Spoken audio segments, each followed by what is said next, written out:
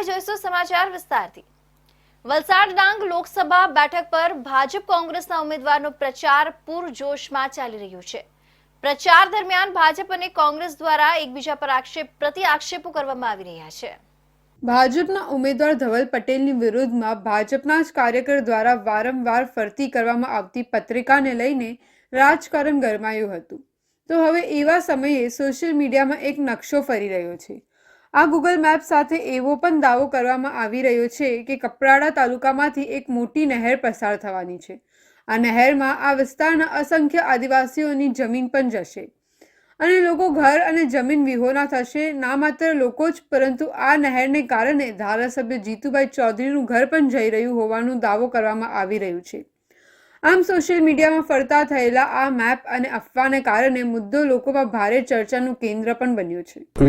વિસ્તારની અંદર વાસ્તવિકતા એવી છે કે તારાપુરથી ઉકાઈ ખૂબ મોટી કેનલ જવાની છે, 2 કિલોમીટર મોટી કેનલ જવાની છે અને એમાં મારું ઘર પણ અંદર આવી જાય છે એવું કોઈ બોગસ ગૂગલ મેપ પર બનાવીને અમારા વિસ્તારની અંદર સોશિયલ મીડિયામાં છોડેલું છે। એ બાબતે અમે ડીએસપી અને કલેક્ટરને બધાને ફરિયાદ કરી છે। મેં મૌખિક ફરિયાદ કરી છે અને એ સાયબર ક્રાઇમવાળાને કામ પણ સોંપેલું છે કે એ વસ્તુ બનાવી કોણ છે, બનાવનાર કોણ છે, એની અંદર છેક સુધી તપાસ કરો। તપાસ કરીને બનાવનાર ઉપર કાયદેસરના પગલાં ભરવા માટેની રજૂઆત કરી છે। આથી સોશિયલ મીડિયામાં ફરતા થયેલા આ મેપ અને તેને લઈ કરવામાં આવેલા દાવા મુદ્દે હવે કપરાડાના ધારાસભ્ય જીતુભાઈ ચૌધરીએ સાયબર ક્રાઇમમાં રજૂઆત કરી તપાસની માંગ કરી છે।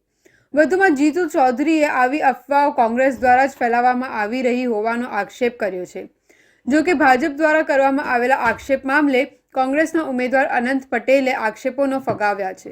એ જીતુભાઈને કદાચ ખબર હશે, કેમ કે આવી કોઈ પત્રિકા મારા ધ્યાનમાં આવી નથી અને મને ખબર પણ નથી અને ફરિયાદ કરી એ પણ આપના માધ્યમથી અમને જાણવા મળ્યું છે।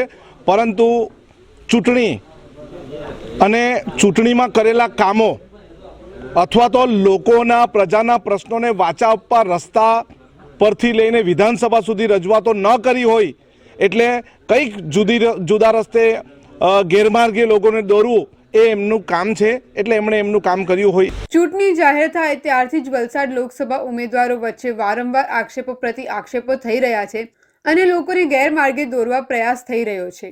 હાલ મતદારોમાં પણ અસમંજસની સ્થિતિ ઊભી થઈ છે અને કઈ વાતનો વિશ્વાસ કરવો અને કઈ વાતનો વિશ્વાસ નહીં કરવો એ નક્કી કરવું મુશ્કેલ બની રહ્યું છે। ત્યારે પોલીસ અને ચૂંટણી તંત્ર દ્વારા સત્વરે આવા પ્રયાસો કરતા તત્વોને ઝડપી આ પ્રવૃત્તિ અટકાવવા અને યોગ્ય ખુલાસો કરીને મતદારોની શંકા કુશંકા દૂર કરવાનો પ્રયાસ કરવો જોઈએ।